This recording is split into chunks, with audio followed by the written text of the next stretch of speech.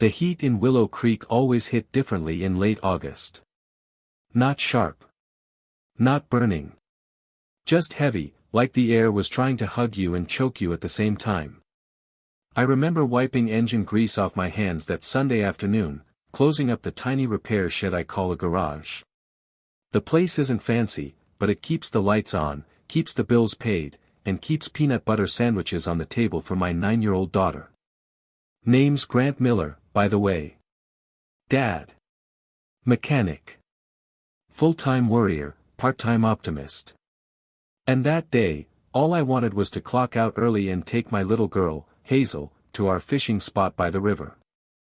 Just a normal day. God, I didn't realize my normal was about to get torn wide open. Daddy, Hazel said, bouncing beside me, curls bobbing, sun in her smile. Can we go now? I packed the juice boxes. Sure thing, Bug, I told her. Let me lock up.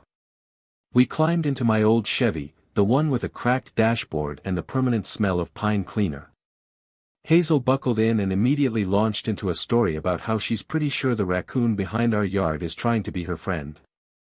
I listened with one ear, the other was busy thinking about overdue rent, the carburetor job waiting Monday morning, and whether I remembered to buy laundry detergent. Then Hazel pointed ahead. Daddy, that lady's car is smoking. There she was on the shoulder, a sleek silver coupe, steam pouring out from under the hood. And standing beside it, someone who looked like she'd stepped out of a magazine cover and landed in the wrong town. White blouse, pressed slacks, hair pinned just right, but eyes full of frustration. My instinct? Keep going. People with cars like that have roadside assistants, corporate credit cards, chauffeurs, people. People like me. We aren't usually on their emergency contact list. But Hazel was already looking at me. We have to help her, Daddy. That's what good people do.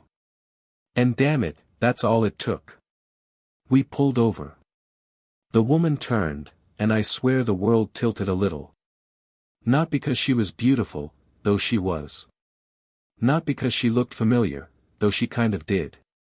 But because there was something in her eyes, something like pain with a pretty bow tied around it. Afternoon, I said. Car overheating.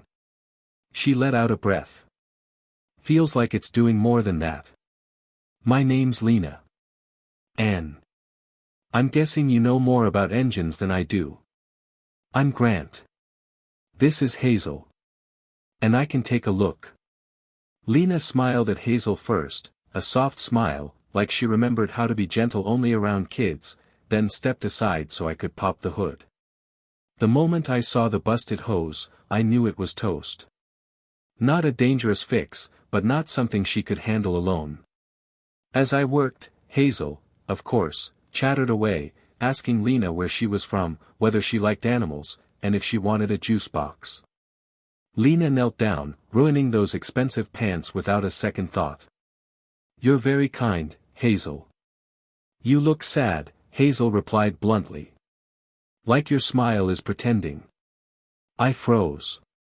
Kids are wrecking balls with angel wings. But Lena didn't get mad. Her shoulders fell, and she whispered. You're very perceptive. 20 minutes later, I finished patching her car enough to limp her into town. No charge, I said. She frowned. I can't let you do that. You can, Hazel interrupted. Daddy helps people. It's like sunshine for his heart. Lena looked at me, really looked, and for the first time. I swear she recognized me. Not my face. Not my name.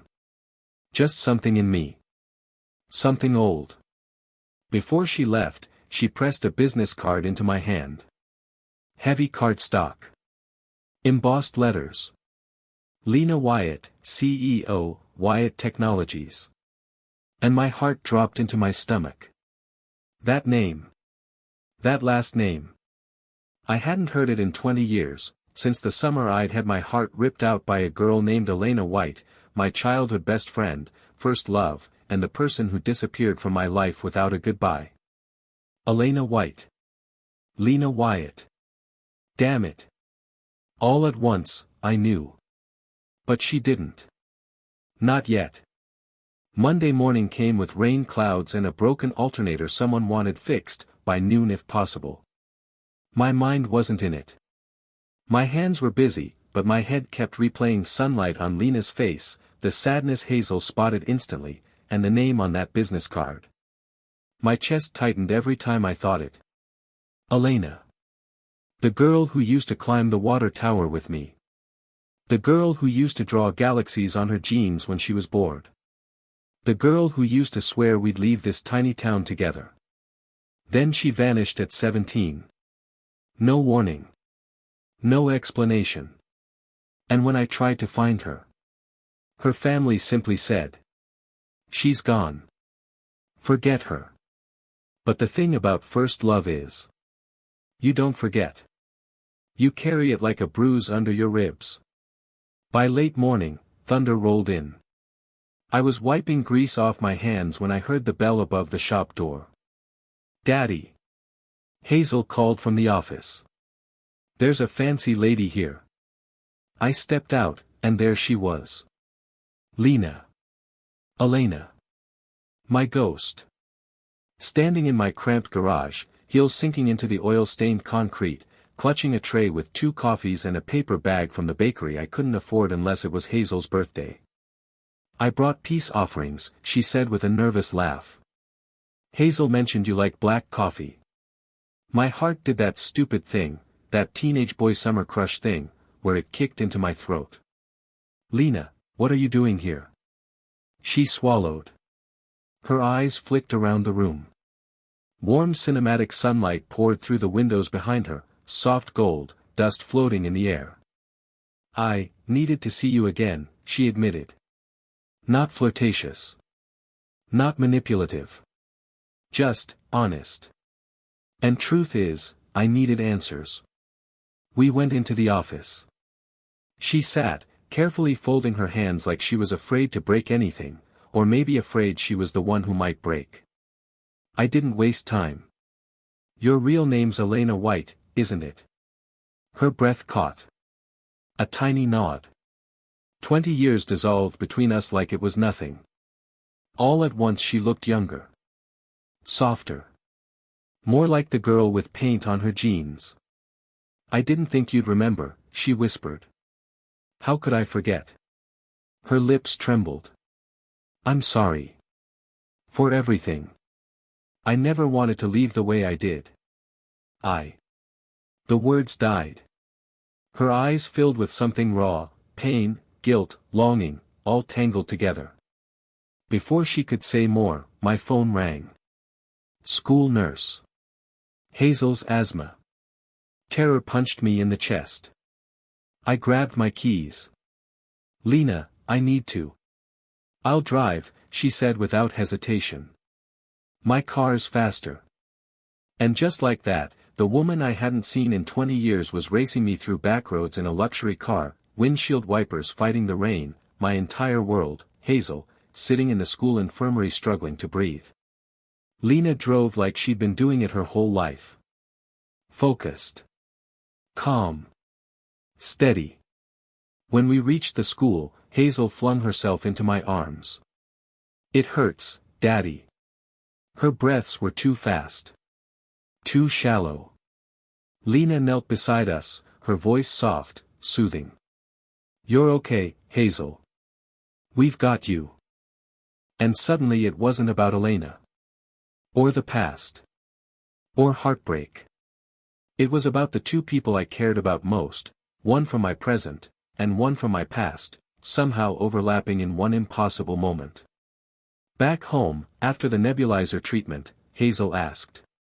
"Daddy, can the pretty lady stay for dinner? She looks like she needs friends."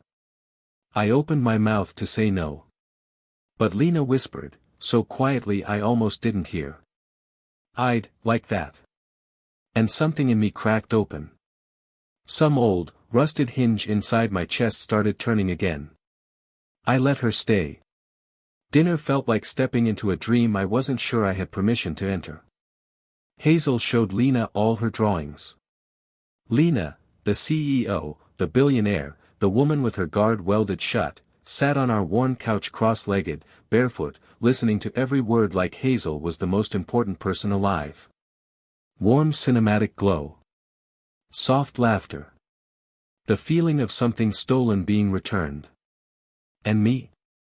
I just watched. Watched how Hazel gravitated toward her. Watched how Lena softened.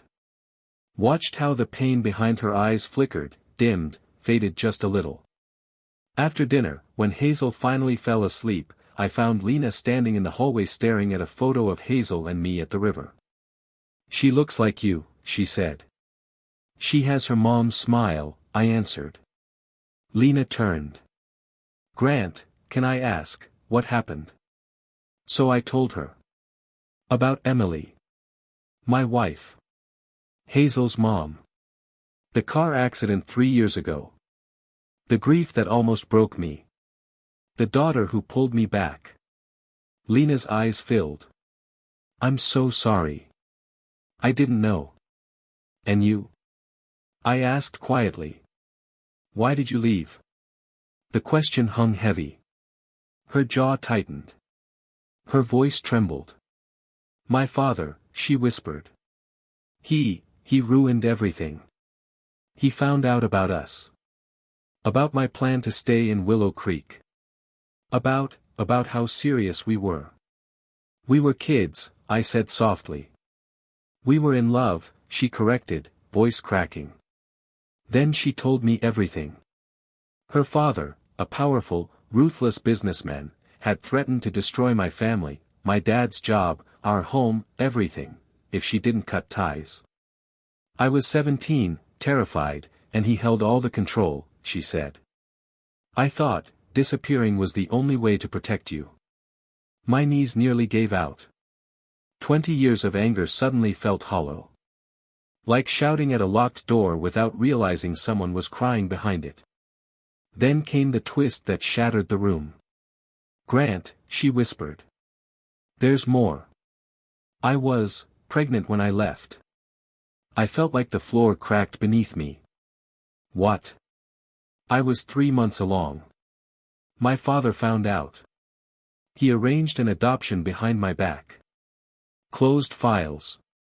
No trail. He forced me onto a plane and I never saw my baby again."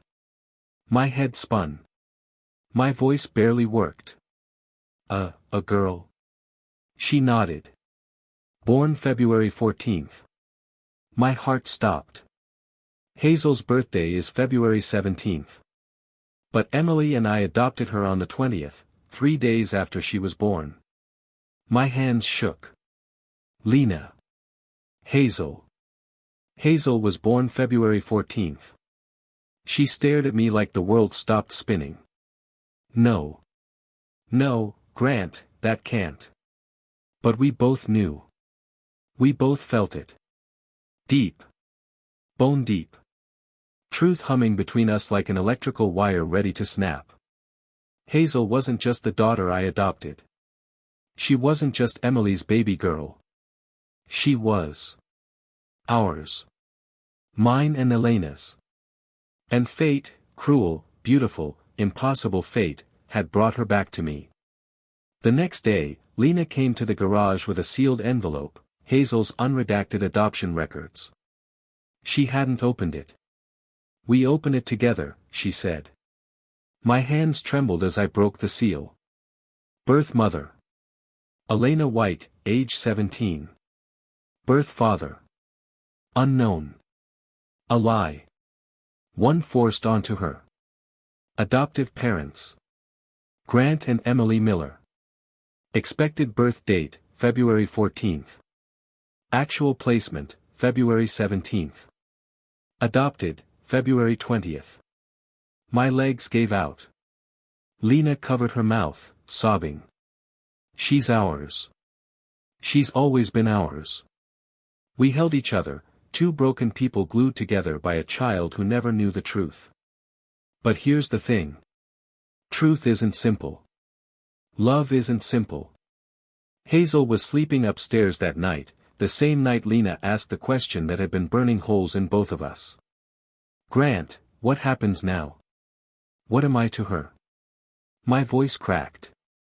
"You're her mother, but you can't just drop that on her. She's 9. She's been through enough." "I don't want to take her away," Lena whispered desperately. "I don't want to disrupt her world. I just want to know her. To love her. Even if she never calls me Mom." The sincerity in her voice broke me open. Warm cinematic moonlight spilled through my window, painting her in silver and ache.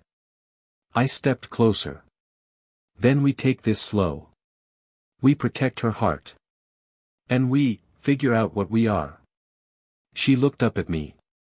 Terrified. Hopeful. In love.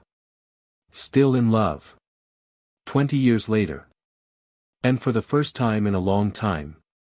I let myself be honest. "I never stopped loving you." Her breath left her like a prayer she'd held for decades. She touched my cheek. "And I've been loving a ghost of you my whole life." I kissed her. Soft. Slow. Warm.